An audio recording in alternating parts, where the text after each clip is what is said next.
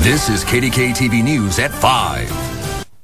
Have you ever noticed that some people can eat certain foods and not seem to gain weight, but you just seem to look at it and put on the pounds? It could be differences in your DNA. Now, a new at-home kit can test your DNA and determine what kind of diet and exercise would work better for your body. Oh, so good. Louis Genome loves to cook for his fellow volunteer firefighters at the Pulaski Township Fire Hall in Lawrence County.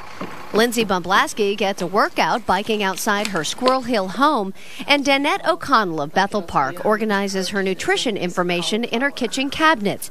Each has tried many different diets with no long-term success. I've tried low carbs, high protein, low fats. I've tried them all. I'd lose 20 pounds, and within 2 months, I'd put it back on. Lindsay wants to lose 20 pounds, Danette 30, and Louis 40 pounds. So we gave them these DNA test kits from Interleukin Genetics.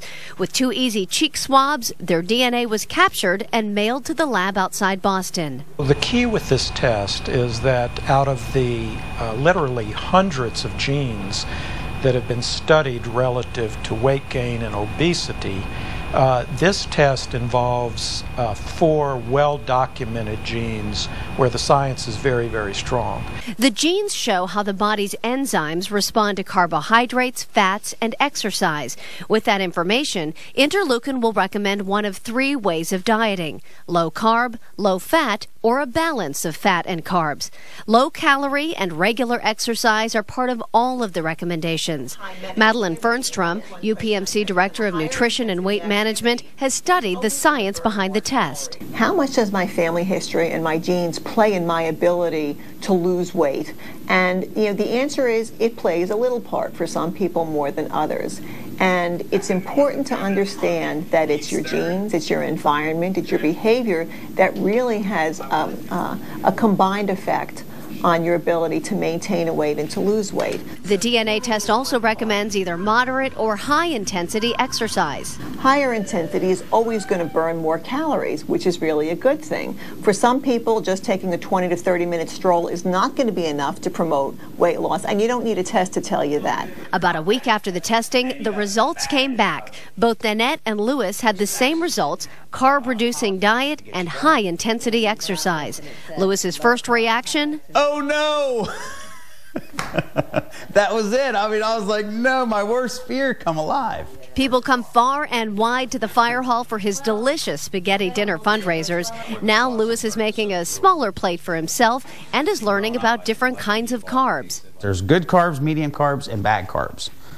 And I'm addicted to all the bad carbs, Danette is reevaluating what she eats. Interleukin recommends different low-carb diets like Atkins, South Beach, or The Zone. But Danette was disappointed. The information was pretty generic.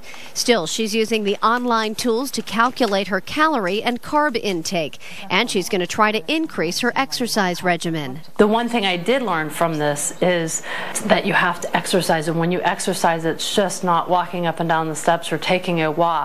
It's that you have to get your heart rate going for 30 minutes a day. Lindsay's results were different. Her DNA indicated a low-fat diet and moderate exercise are best. I could see either of these things making a lot of sense to me, but I've never done them together.